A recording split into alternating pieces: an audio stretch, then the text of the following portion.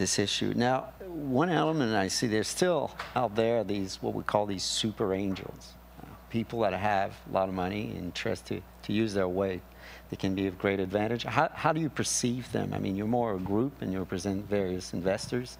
So how do you think they're helpful to a company? Can they be, or they be more hurtful for them? Phil. Yes and no. The advantage of super angels is they bring a lot of money to the table, but if a billionaire shows up at the table and thinks of you as a plaything for the next year and a half, you could become a casualty of that. So we're involved now in what is likely to be a very, not very long from now, a sale of a company at much less than what it could have been, except for the loggerheads that the CEO and the super angel got into. And, you know, if the super angel puts in $11 million into the company, he really feels like it's his company, and the CEO's freedom to operate, to hire a VP sales, etc., was being severely constricted. So it's good and bad. I think there was a comment this morning that said you have to really have a simpatico with your investors, and that's no different for the super angels especially. The only problem with the super angels is that there's no one you can leverage against them. Yes, Matey. The advantage, disadvantage, you're correct. We had a super angel that invested in my original company, and they had invested in Second City Television. They had invested in some successful companies. The element where they're different is that they don't have the same sense of exit timing that traditional angel groups have. So there could be that slight disconnect in terms of timing. The other problem in Maple Leaf, actually, before Maple Leaf was called TAG, Toronto Angel Group, and I chaired that group. I was the chairman of the group, and we invested in a company called Destiny that 8 years later we're still investors in, and a super angel actually headed the actual investment, and there was no sense of urgency again for him to exit.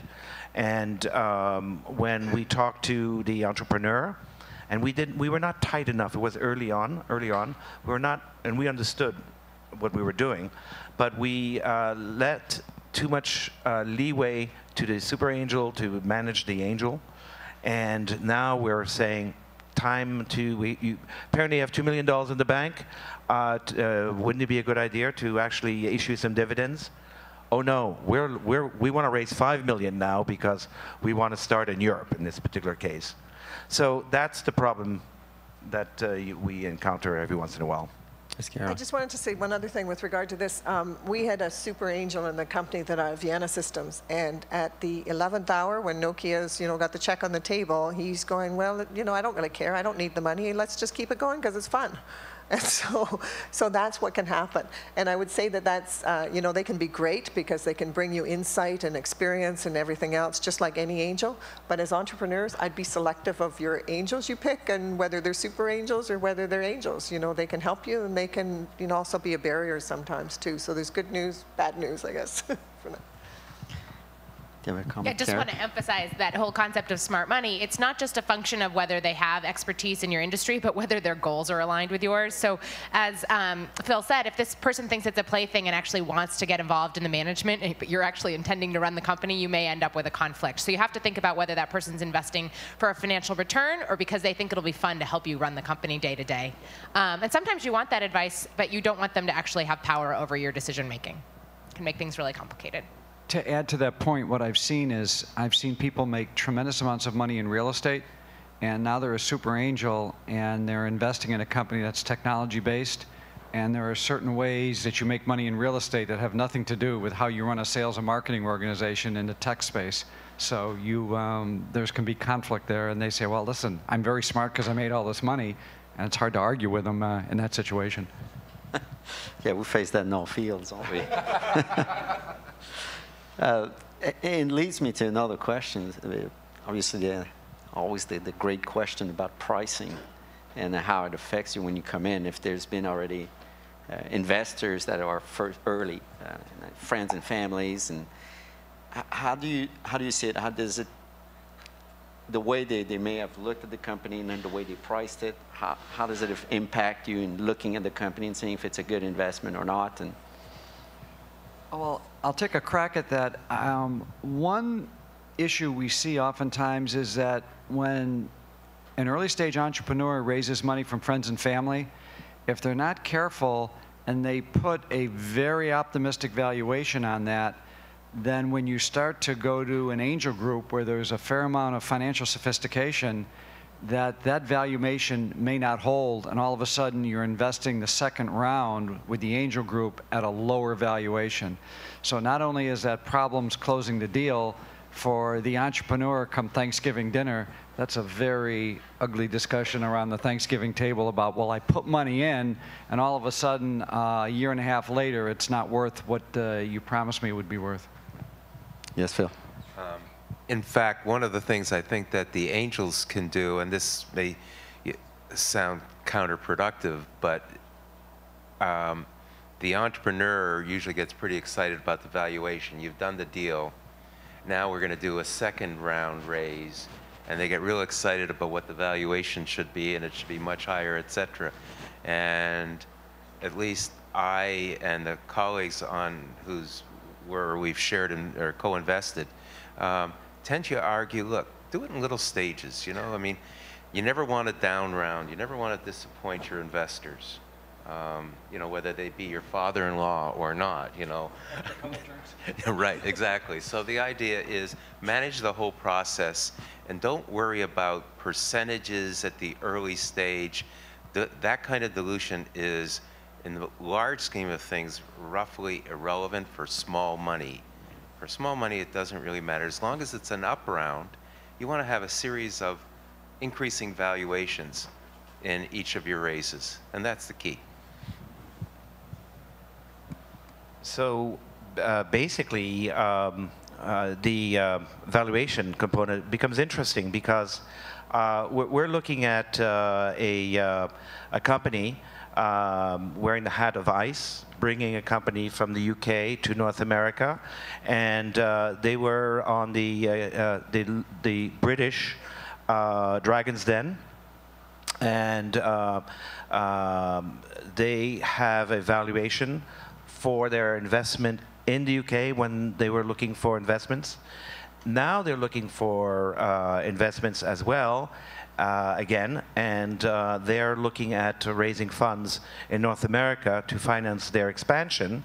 And what is interesting is that we're coming up with a more reasonable valuation for North America because, on one hand, they have the history, but they don't have the sales, the local sales. So that can work to one's advantage because you'll always hear, you as entrepreneurs, or at least the half here, you have a figure in mind as to what your company has as value, and you'll very often hear that the investors feel and think otherwise. And by doing this, raising funds in another market, using some credibility, that gap has been very often bridged and is easier. One of the things we've done to bridge that gap too is actually looked at, you know, if the entrepreneur is coming in with a valuation here, we think, or a valuation here, we think the valuation should be here, is look at the reasons why the entrepreneur thinks the difference and somehow put in incentives or whatever such that, you know, if you meet those kind of objectives, then the valuation goes here. If you don't, then we get warrants and we essentially bring the valuation down to that. So being creative, and I'm not saying that's the only way to do it, but being creative about how you can go and fix and get over that gap has been helpful for our group. In that sense, and when it's your turn facing, when there's another round, a Series C or Series D, and the VCs are coming and looking at the company, how do you look at the issue of dilution, and how do you prepare yourself, and how do you align your interests with the company? Yes, Phil. Make sure that John Ruffalo is the VC coming to the table. He's the guy that we like in Toronto. Actually, again, it's one has to consider how you're looking at there's financial strategy in addition to product strategy and market strategy and so on. If you plan if you haven't been overly aggressive in your valuations climbing up till you're ready to tap VCs, I think you're going to do all right. And I mean, that's the approach we're taking. It doesn't always turn that way, but if we're getting to a Series D and you have a revenue, a company with sales, and you clearly have infrastructure growing and everything like that, you'll have more choice among the VCs. So the angel community can manage that. I would hope. I think very often it depends where the company is. If the company is financing expansion because they're doing well, then there's no problem. It works beautifully. Everybody's happy. But the problem is, and this happened to us, where we had invested in a medical company, and I think our own investment at the time was $300,000, just based on and we did the deal by ourselves. And the company was not doing well, and naturally they went to find other funds. And there was kind of like this sense from this particular VC that the company needed funds, and why were we not upping the ante? And basically we were tapped out regarding that particular category and that particular investment. And they were proposing what we commonly call in the angel world a cram down or a down round, and that hurts. Eventually, we actually sold the company to another group, and everybody was very happy. So